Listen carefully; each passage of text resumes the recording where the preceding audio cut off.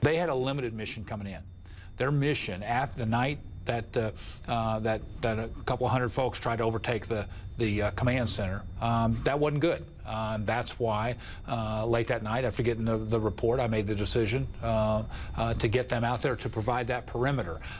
To the command center. So you're not right. yanking them out. It's going to be... We're going to have a systematic drawdown. We're working with the commanders to do that, but we're going to make sure we keep safety there. But I think that that original mission has certainly been accomplished well. The security is strong there, and as we see the folks getting calmer, fewer arrests, fewer problems here, that mission, we're going to draw down off that. We don't need the same force strength. Was that your decision, or was that Eric Holder's, or was that a federal government decision? Because Eric Holder, you met with him yesterday. It was 100% my decision.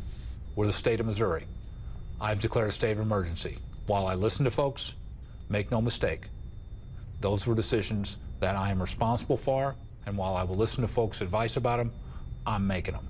So, did they give you any advice about the? No, I mean, the General Holder was focused more on what he's doing. Okay.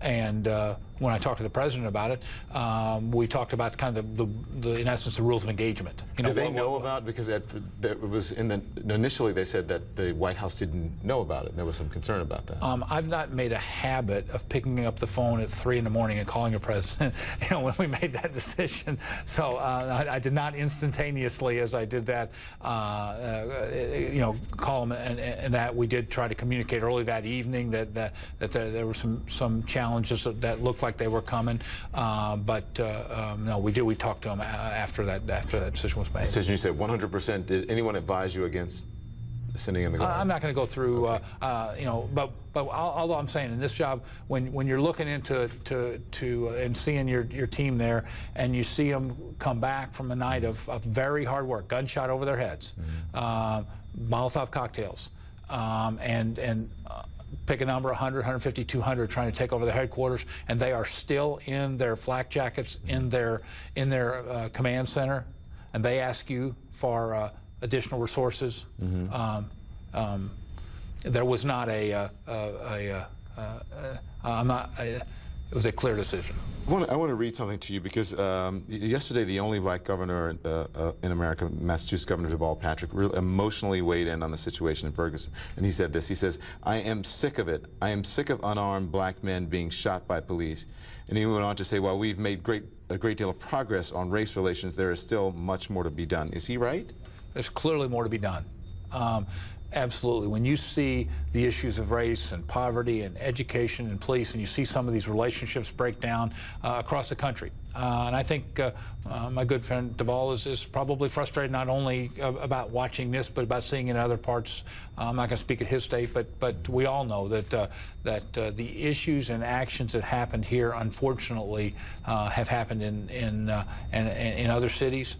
We just hope that this moment in which we kind of have apparently been chosen to be the centerpiece of attention, that we here in Missouri use our ears, not just our mouth, that we kind of come through the sharp discussion, the political back and forth that seems so easy for Americans to fall in right now, and get a level of trust so that we can talk about these issues in a better way. Bob McCullough, the prosecutor, you hear it over and over in the community. He has to go. He has to go. He can't be objective. Are you going to leave him on this case? I think at times of stress, you have to trust the pillars of democracy. He's the elected prosecutor in this area. You have a separate investigation going on by the Attorney General. No, I'm not going to do that. I'm focused on what I need to get done, and I ask everybody to do their piece of their responsibilities also. So he's going to stay. You know, I have no intent or desire to do that. My focus is on making sure that we get the security issues here, and that both of those dual investigations have the resources and ability to get to truth and justice. And you feel that he can be objective in this case with Michael Brown? He's got a long history. The people of this community have elected him over time after time after time. And as I said before, when I've made a pretty big decision already, something I've never done before, which is to in essence come in and supersede local law enforcement on the security side. And I think it's been something we were focused in what we were trying to do, and I think we've made progress. We clearly are making progress in that regard. So my focus is on a different thing, and while there will be there's a great deal of emotion out here on all of these issues, and that's appropriate. We're trying to allow that to occur, but my focus is not to remove people from their responsibilities, but to ask that all of us live up to our responsibilities.